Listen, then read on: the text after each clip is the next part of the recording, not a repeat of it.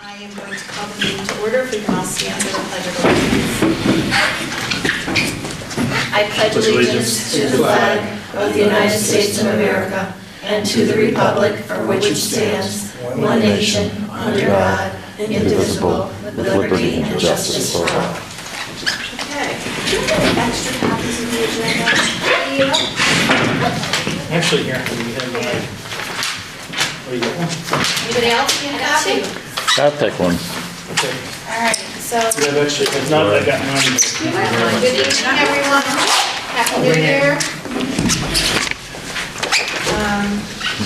You need one? I need a motion to accept approval of the agenda. There's a couple things that came in since this got put out. One of them is under reports. I just need to add senior center report for December. So it says November, we just need to put in December. And then the second motion is to add, we had information in today on the Haddam Code.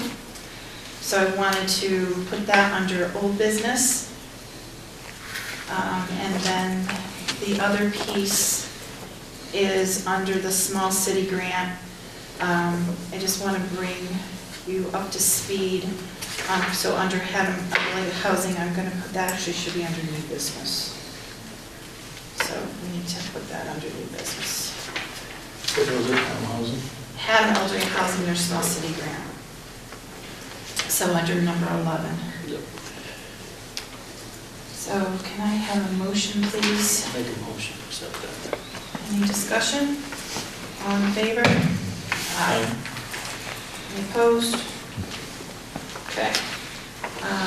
Next is approval of minutes of our regular meeting December 6th of 2017, and then our special meeting on December 18th of 2017. I'll make a motion to accept that. I have some changes Okay. to it.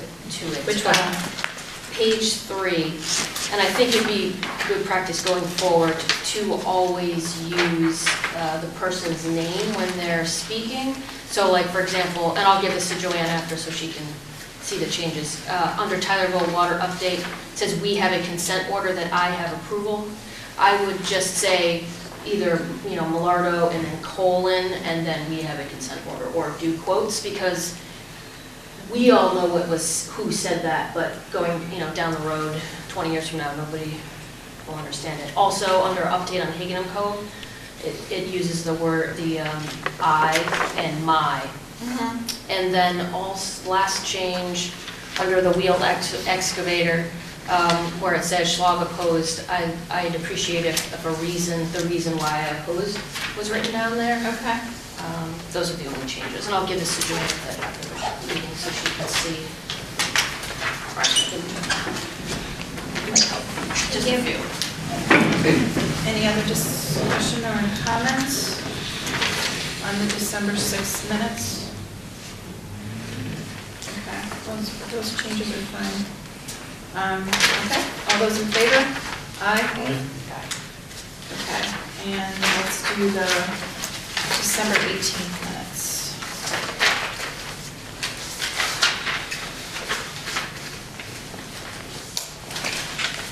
A motion to accept the December 18th minutes.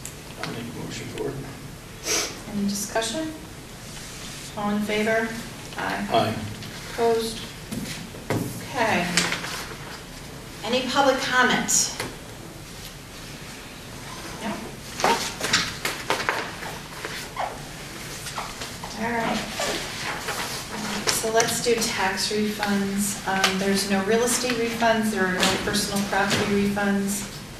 There are motor vehicle refunds in the total of $895.06, and there are no motor vehicle supplement refunds. So the total amount to be refunded for January 8th, 2018 is $895.06. Okay. A motion to approve that refund for $895.06. I'll make a motion to that. Okay, any discussion? All in favor? Aye. Aye. Just so the board is aware, because of the new tax changes that are going to take effect for 2019. A lot of people usually do prepay their property taxes by December 31st. And we had a record number of people pay their property taxes even though they were escrowing those taxes. So I do expect in February to have a handful of refunds, just so the board's aware. For 2 days, the end of December, we took in well over $3 million in taxes being paid. So just so if it seems in February, I'll bring it up again at that point, but just so you're aware, people knew that their taxes were still being escrowed, but obviously the escrow companies don't make those payments until after January 1st, and they wanted to make sure they could take advantage of the tax deduction, so they did that. So, you know, I just kind of, so you're both aware of that. Okay? For reports for animal control, I don't even know where to begin. I actually had a meeting with Dawn on Friday. She came in to get her new certificate for animal control officer. There still seems to be a number of issues for her to deal with, although in talking with her and the procedures that she has to communicate with the residents is very good. There were some issues with some dog biting and some quarantines that needed to be done, and that she handled those. She's pretty fair about handing out her tickets. She does get threatened a lot because I know people are passionate about their pets and their animals. And she's pretty easygoing, although she does have the repeat offenders, as she calls them. And she is going to continue to ticket them. But she's pretty patient with them the first time by giving them a warning and then following up with the ticket. So she had a pretty long detail about an incident that occurred, and fortunately both neighbors were very, even though it's going to end up being a civil issue, both neighbors were extremely respectful to her and to each other, which she said was pleasant because that's not always the case. So as you both can see, the detail of the number of calls and what she has, and you know, she does get the state troopers involved when she needs to. And I think she does a really good job. So you both can see the reports that are here. Unfortunately, nothing out of the norm, and the list just continues to grow. And then you can see the infractions of what she's handed out and that. So I think someday she should really read a book. Yeah, I bet. Yeah, the newest is a pig that's loose. But leave it at that. Okay. Eleanor, her municipal agent reports. She had a lot of people, so this first report that was written back in the beginning of December was for November, was initially when the General Assembly was looking to make the cuts in Medicare. Since then, obviously, they've changed that. They're in session now. I know they're just starting, that's going to come up for discussion again. But she had a number of people call that were extremely concerned about having to pay the Medicare Part B premium that was going to come out of pocket. So she was really trying to be proactive and working on that. But of course, they ended up rescinding that. So that ended up not being an issue, at least at this point, although she is going to keep her eye out. We all are on the radar of what's going to happen further.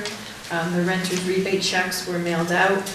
Just so that you're aware, the way the state did it is, at first, they said that the towns were going to be responsible for implementing and managing the program.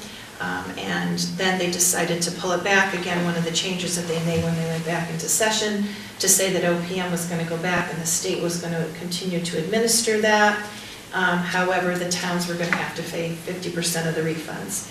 And they weren't going to necessarily bill the towns, they were going to take the funds out of other money that they give to the town. So, that being said, we're up to speed on that. She did have a case of helping someone with fraud. She is going to look to do some more education with the credit bureau and that type of thing. So that is her November report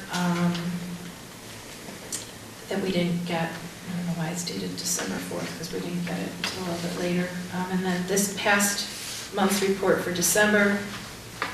Again, she started with the CRT applications. It's that time of year for her to be able to do that. She went up to High Meadow with Jessica, and they handed out the emergency kits for those that they've been working with. And Beth Harkey and her knitting group knitted a bunch of hats and scarves that she put into the emergency bag. So it was very nice that she did that. Eleanor has been really instrumental in helping people with furnaces and hot water heaters through CRT and getting some donations to come in that I don't think people were aware in the town that were available before. So she is busy, to say the least. And then as far as Shannon goes with the senior center report, I didn't get to really look at the December report, so I'll take a minute to do that. The center was open in December, 19 out of 30 days. They did have their special Veterans Day brunch, which I understand was very nice. Unfortunately, I had a conflict that day, couldn't attend. I would have really enjoyed that. Jack Murphy took care of helping with that brunch. The holiday fair, for those of you who aren't aware, Shirley Talbot, Paula Woodworth, and Allison Ellie did a fair at the senior center. I actually attended that. They raised $1,257 that got donated to the senior nutrition program. And they loved it. They loved it, the vendors loved it, everybody loved it. I couldn't believe I got there. I think it started at 12 or 1 o'clock, and I got there about 5 or 10 after, and it was packed. People were parking over at the library, so it was a great thing to do for the community. Tony Bondi's portrait ended up needing some love. It had been faded and had been cracked a little bit, so she went and got that reframed. And they had a lot of different events for the holiday, so that was good. Diane did end up coming back from her leave of absence for her surgery. She's getting back in the groove. As you know, Linda Cashman filled in for her while she was out. So Diane is back up and running. So I'm glad that she's recovered and she's back to work. The December report. We started last year closing the week between Christmas and New Year's, so the center was open 15 out of 31 days. She's starting to work. They had a contest to name the senior center newsletter called the Haddam Scoop, so she's been putting that out.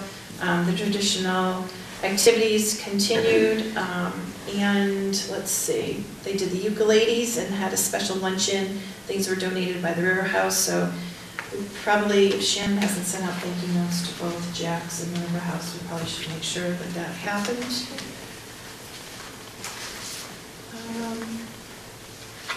And CRT has been consistent. We finally do have someone in there who is working on a regular basis, and things are working well. They served 118 meals for 13 days, averaging about 9 per senior. This time of year is kind of hard because depending upon the weather, depends upon the amount that they're getting. We're still within our numbers of what we need to do. Again, some weeks and some months are going to be more or less due to activities of people traveling and the weather. And then there's a list of activities that she has planned for the month of January. So What is that for money with that? they're good. They're good. I have been expecting a contract to come from CRT. We were up for renewal for them effective October 1st. I've asked for a memo of understanding from them for a number of times. I haven't gotten it. So far, so good. So they're using that for special meals and things. I do anticipate, though, there to be a change. I just think that, I don't know how they're going to be able to keep it at where they have it, but that is just simply my opinion, so we'll see. How about the fuel drive, how's that? Fuel bank is great. Yeah. Yep, she's got plenty of money. She's been doing great. People, she said, were extremely generous. I'm actually going to that report next. So Jessica always has a smile on her face. She's doing great. She got some gift cards from Higginham and Tylerville Market, the River House. had some events and gave her some food that she could hand out that same day to people, so it wasn't anything that needed to be stored or we need to be worried about the freshness of it. The church's Boy Scouts are offering to help her. I had a couple of Boy Scouts that need to do Eagle Scout projects that have come to ask to help. They did 22 adults for the food bank, 15 children. They did 50 holiday baskets. 6 of them were donated by Haddam United Methodist Church. 24 were delivered and made by the Haddam Lions and 20 by the Haddam Food Bank. Fuel has been obviously moving for her. She's had 6 families that she serviced that need emergency clothing closet. She's been helping, and again, that knitting crew that Beth Harkey has been knitting and giving out gloves and scarves. So the biggest thing that she's been working on, and we've been working with the Committee on Aging, are these emergency kits. So there's batteries in it, there's a Mylar blanket for warmth, there's a number of things that are in it. We're working off the Red Cross emergency list, and they went out and made sure that all the shut-ins in town had a kit. She's actually meeting with each of the shut-ins individually to make sure that they have an emergency plan in place. She's been calling and following up on them every time we have a storm, which we've had quite a few in cold bouts of weather, and it's been working out great. So I talked to her today about one down on 154. We delivered a basket and never got it. It went too long. It was at the door, the side door. Oh, no. So we took care of that today, and here's a guy that never gets out of the house. Yeah, that's good. So I think, everything, she was on top of every time. I would say, Jess, do you need? And she had a couple, she said, nope, done, nope, done. She's like the little Energizer bunny, so that's working out really, really great. Okay, so resignations.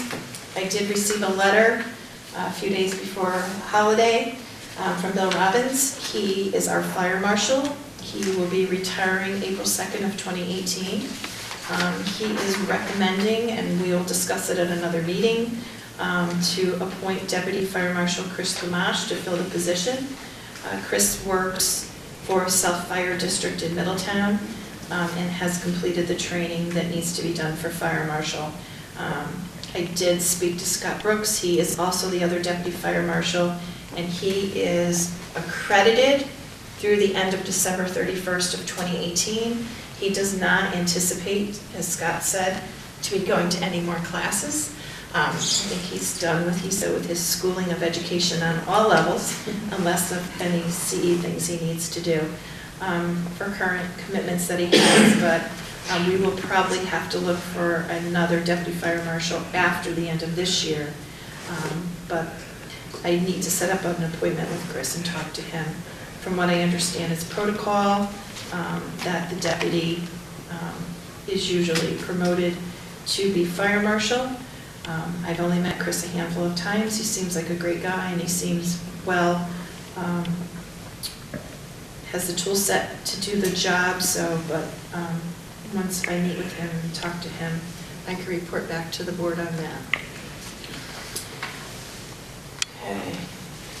So there's some appointments that we needed to make back in November that we didn't get to finish, and they weren't pressing, so we put them on the agenda to finish up tonight. So I'd like to do each one by one, if that's okay with each of you. Street Naming Committee, we have Tom Kabalinski and Chris Corsa and myself to be on the Street Naming Committee. So I need a motion for that. I'll make that motion. Who was the other one? Tom, Chris, Yeah, Corsa, Chris and and Tom. myself. Okay. Any other discussion? You guys should have, do you have a list of that? No, I was just gonna say, it might be helpful next time to get the list Yeah, ahead you- of time. Yeah, we should have a list of that, sorry. Yeah, no, It was I yeah, meant to do it. yes. It was a little Okay. crazy. Thank you. No, that's why I was like, why are you asking me? You should know who they are. It's okay. Sorry. Okay. So Melissa made the motion to approve the street naming committee. Any discussion? All in favor? Aye. Okay. Inland wetlands, 30 individuals that are on, Mark Stevens, Tom Worley, and Dan Iwanicki. All three of them would be for a 3-year term, and all three of them would like to serve again on inland wetlands. So if I can have, and there's anything that I'm doing, I will let you know if there's a change in what currently exists. So the three of those, the three gentlemen that I just mentioned are all interested in serving and renewing. I'll make that motion. This 3 years? Yes. Any discussion? All in favor? Aye. On Conservation Commission, also a 3-year term, is Marty Hanson D'Alessandro and Gail Reynolds. Ian Gibson did not respond to us yet, correct? So right now we'll leave Ian out. We just haven't heard from him yet. So if I could have a motion from Marty and Gail. I'll make it. Okay. Any discussion? All in favor? Aye. Aye. Joe, just make sure we keep following up with Ian. Okay. Okay. Gateway Commission, Sue Beeman, and that is for a 2-year term. I'll make that motion. Any other discussion? All in favor? Fine. And I believe we have an opening on Gateway, and I will double check that. I meant to do that, and I apologize. Can we just, I'm pretty sure we do. Is Chip still serving on No, there? he resigned. Oh, I didn't know that. Yeah, So he there is a- resigned. There is an opening then. Yeah, that's what it's Chips, we haven't replaced. Okay. So I'll I send have you, some names Okay. to bring up. and I'll send some emails out, so maybe next meeting we can try to get that resolved. Because I want to make sure that that's set. Salmon River Watershed, that's for 2 years. Jim McCutcheon will do it for now. I think he's looking to try to relieve some of his responsibilities. And Gail Reynolds, but until we find someone to take over for Jim, they both have agreed to serve on Salmon Watershed. So if I can have a motion. Make that motion. Any discussion? All in favor? Aye. Aye. Okay, so we previously, for Haddam Park and Rec Commission, Jay Lonergan had agreed to serve temporarily on the Haddam Park and Rec Commission because we had a change in the board. There were some new members coming in, new members going out. He wasn't sure if he could continue on, and he didn't want to make the commitment long-term. He has since balanced his life, I guess is a good way to put it, and is interested in serving now for a full 5-year term to the Haddam Park and Rec Commission. He's doing great on the commission. They're really moving along. We still have an opening on that board due to Lisa Weiss's resignation, so I know I need somebody else in addition to serve on that board. And again, I will be sending emails out as a reminder and trying to reach out. But if we can make a motion at this time to renew or extend Jay's term to September 1st of 2021. Make that motion. Any other discussion? All in favor? Aye. And the last appointment is for the Merit Service Retirement Board. It's Randall Spencer, Rick Anino, and myself, and that is for 2 years. If I can have a motion. You said Riccanino? Yeah. Who is the other one? Randall Spencer from Haddam Neck. Yep. And what I can do tomorrow, Joanne can clean this up or even scan it and send it over. I mean, it'll be in the minutes too, but, Okay, I'll make that motion. okay. Any other discussion? All in favor? Aye. Okay, I think we got everybody. We're good, so here. Do you want this or you have it? You already have it. Okay. All right. Okay, so old business. So it was quite concerning, I don't know, probably a month ago, that a real estate for sale sign by Berkshire Hathaway showed up on the Cove property. because for years, the town has been trying to get the rightful owner to do what they needed to do and clean up the code. So it's somebody's nephew, an heir who passed away, who I think feels that they have some type of ownership in this property. So it caused a great deal of concern. I had asked Deep, Pat Bow and Tom Rascassi back in December if they could do something. Kristen Battistoni, our tax collector, did call to ask who was listing the property and how they had a right to do that and put a sign up, and I don't think the realtor had any clue what was going on. The realtor actually seemed to be quite surprised, according, you never know. According to what I was told, I did not speak to him. So we had a phone conference, and I had asked that DEEP and EPA do something about this, because we have a tax sale coming up, and there's great concern that all of this money was spent on property, and the town does not own the property at this point, and they didn't want someone to come and buy the property and walk away and just not be able to take care of the remediation costs and everything that was involved. So there are letters that were sent out that I just got hard copies and everything set today that came in. One was to the realtor, notifying him, and also to the heir who claims that they have right to the property, Mr. Nathan Robinson from New York, that there is an order in place from DEEP and from EPA, and the order in place for costs to be incurred to the state exceed $1 million, and the cost to EPA indirect or direct exceeds $6 million. So just so that it's in the public record, I wanted to be able to bring that up tonight. The other thing was I want to add for the record too that there's still no liens on the property. So while DEEP and EPA might say, yeah, we spent $7 million total to clean it up, they have not exercised their right to put a lien yet. So correct, but they are talking about the special order that was put back in on December 14th of 1990. So they're referring to that. Right. We do have a call we're working on. I talked to town council today to go back. What we want to make sure is that if the town,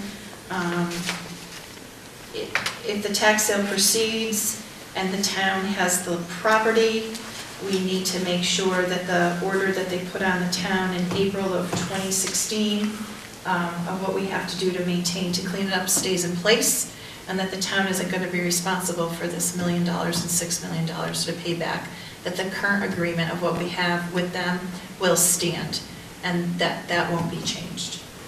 So just so that everyone's aware, all the parties that are involved are working on it, and this was a good sign to me that these letters went out to the intended, I want to say intended heir, and to the realtor. She applied last week. No. No comment from the public right now. Thank you. Behave. All right, that is that piece. All right, just messing this up. Turn it over. yes. Okay, small city grant goes under new business. Okay, so the next, under new business, there was a bill passed in the General Assembly, Bill 17-155, affectionately known as granny pods. It is something that the town has to opt out. They're temporary healthcare structures that can be put up on property. The idea, I think, behind the General Assembly was that if a parent or someone in a family needed care, you would be allowed to put up a temporary structure on your property to be able to care for that individual. P&Z voted with a resolution to opt out. We offer opportunity for detached accessory apartments. There's a few things that the town does allow for family members to be able to come in and care for others if need be. So it is something that we need to vote on. I have. What are those structures, do we know? I mean, it's not a trailer. Yeah, it's a trailer, pretty much. Yeah. But I mean, it's not a camp trailer. Well, Yeah. yeah, without wheels. Yeah. Without permanent. Oh, without Yeah. wheels, right. So- But I mean, it's so not the problem is like this. a pop-up. Makes it Right. like a So pop-up if all over the place. if I decide to let Joanne come take care of me, if something happened to me, she could just plant the structure right on my property. You don't have the right to evict anyone to move out of there. The town has no right to do anything. There's questions about sanitation. There's a lot of issues and concerns that come from it.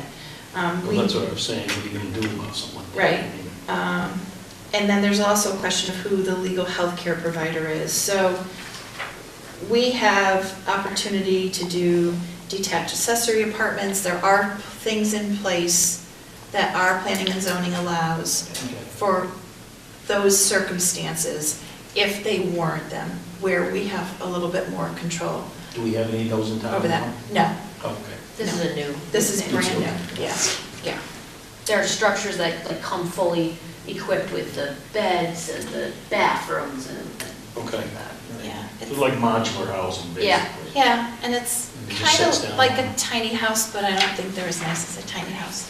Tiny So- house with oxygen. Yeah, yeah. So, I am recommending that we make a motion to opt out of this bill. I don't know if you have any other, we can vote on the motion and have some more discussion. I'll make a So, motion. yeah. Okay. Do either of you have any other questions or concerns? And I do want to, I was at both meetings, P and Z, where they discussed it. And, while I am in favor of such an idea, the nitty-gritty hasn't been ironed there- out yet. Yeah. And there are ways that folks can help their elderly parents or grandparents by putting, we already have the ability to do attached and Right. detached. Yeah, there's not enough detail in the bill to really take care, I don't think they've, just like many things, they don't look into, as Melissa said, the nitty gritty to make sure that it's bulletproof to a certain degree. Right. You know, so there's a lot of areas where there's a lot of gray, and it really doesn't give the town a lot of control, and I just don't think that's a good place for us to be. And we have an opportunity in place, so God forbid somebody needs help or care, that we can do that. So, everybody is slapping a blue turbo or something and calling it a day, so. Anyways, okay. Any other discussion? All in favor? Aye. Okay. All right, the next, last piece of new business is, so I want to go over Haddam Elderly Housing Authority. They've asked the town to help them apply for a small city grant. There was training that was on December 21st. Barb attended. There's a few things that they've changed in the application process, but not too much. I spoke to Rich Perella today. I sent an email out. I've CC'd both of you in that email. Basically, there is an issue, but there isn't. The fact that Mark Lundgren serves both as a board member of the Haddam Elderly Housing Authority, right, corporation, right, and on the Board of Finance, it could be perceived that there's a conflict of interest. So there's a process that we need to go through to put a file together to show, we need to put it on our first selectman agenda, or our selectman's agenda, and discuss it publicly to show that there is not a conflict. He does not receive compensation. There's nothing that he is going to profit from by us pursuing the small city grant. But due to him sitting on both boards, we need to go through this process. And this process needs to be completed before the small city application can even be submitted. And that needs to be done by April. So again, I just want you both to know, I copied you both in on an email today. So if there's any questions, I am waiting for them to get back to me on a few things. I did request a financial statement from them. They sent me a copy of their report. There is some concern that they have been telling me for probably 2 years, but for at least the last 6 months, that they were soliciting bids to put a generator up there. There's been a lot of concerns because those residents have oxygen, they don't have any way if the power goes out. They're considered a private facility, which they should have their own generator, so there's no way for us to put them on an emergency list with Eversource, although Eversource is very good about being aware of them and trying to put them back up on service. So I've asked where they're at with that, because my concern is if they can't handle that simple project, and I keep getting, we're working on it, I'm very concerned about how they're going to handle a $700,000 improvement. The other piece is that they can do a refi against their mortgage, and I've gotten 2 different answers about how they can use that money. I was told that they could use that money 100% on the refi towards capital improvements, and then I've been told that they can only use, and they weren't sure, either 15% of the amount or $15,000. So I've emailed HUD to follow up. The gentleman who handles it had been out, and I emailed again last week, and I'm told that he's catching up on things and that we can have a phone conversation to talk about that. But that is something that the board told me that they were going to get back to me on, and they haven't done so.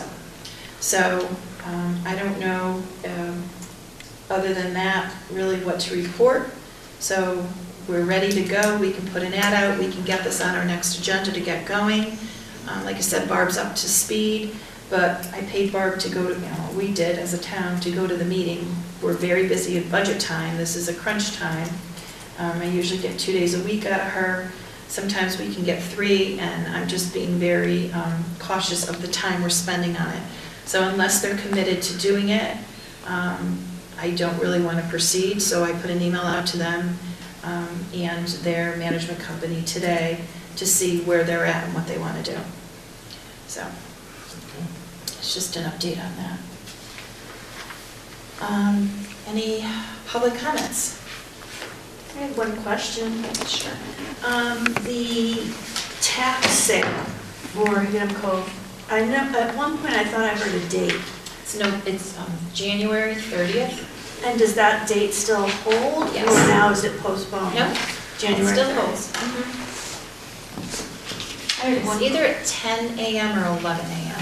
Lori, I have to double check. That's okay.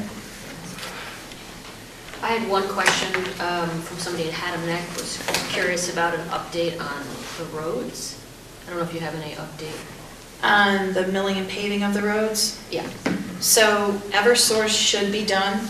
They have a little bit more work to do. That's one of the reasons we held off. So we're supposed to touch base with them when the weather gets a little bit better to see how far they got. And then I think I'm hoping March, I don't know, it depends upon how things are, we'll be able to go. But it's once Eversource is done doing their improvements, we're ready to go. I would love to do it, say it's going to be in the spring. Which roads? Oh, which road? Sorry, I didn't understand your question. Well, I mean, there were 3 roads that Yeah. were mentioned Yeah. before. So, which roads? I think it's, I have to look at my sheet. Engine Hollow was one, and, do you remember? Quarry Hill? Quarry Hill. Yeah, that's one of the worst out there. Engine Hollow, Quarry Hill. I don't remember. I have to look. It's the same 3 roads. And then Cove Road, Eversource did give us $118,000 to fix. Yeah, and that's included in there. I mean, the grading, I did get, Sue Beaumont wants us to look at Argus Springs Road, and Chris, that is on Chris's list to go out and look to see. There is a lot of drainage issues over there, just like there is over here. So I'm expecting that report to be finalized that we got done on the roads. So I think, Melissa, to your answer, in addition to those roads that we put aside to work under bonding, there probably will be some additional roads that we'll be doing some drainage on.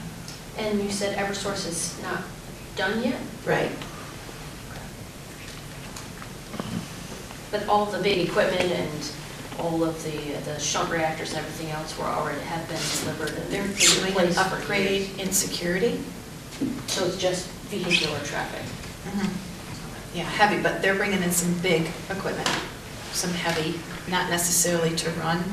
It's all security related. Okay. And if you want more information, I'd be happy that if we can go into executive session at some time, I'd be happy to update both of you on the reasons of that, but it's not public information. It's security of their site, though. I don't know if that would fall under our executive session rules, if it's not security I of signed a our own. confidentiality agreement, so I really don't want to, I mean. You signed a confidentiality agreement with Eversource? Mhm.